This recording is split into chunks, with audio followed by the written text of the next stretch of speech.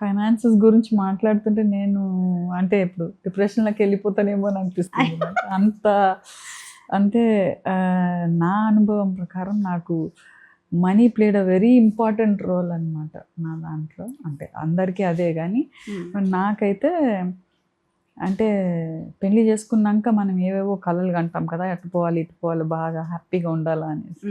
మా ఆయన అప్పుడే జాబ్ రిజైన్ చేసినాడు, గవర్నమెంట్ జాబ్ని. అది ఇప్పుడు మీ పెళ్ళైనప్పుడు అయితే మాకు కొంచెం తిప్పలు అయినాయి అన్నమాట. ఎవరిని పోయి అడగలేం కదా.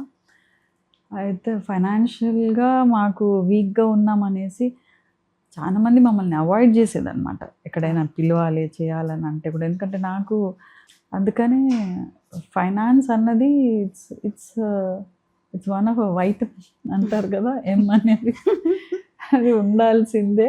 కానీ మరీను అదే అనేది మనకు కాదు కదా లైఫ్ కూడా. There are so many other things. కొంచెం అడ్జస్ట్మెంట్స్ చేసుకోవాల్సిందే మనీతోటి.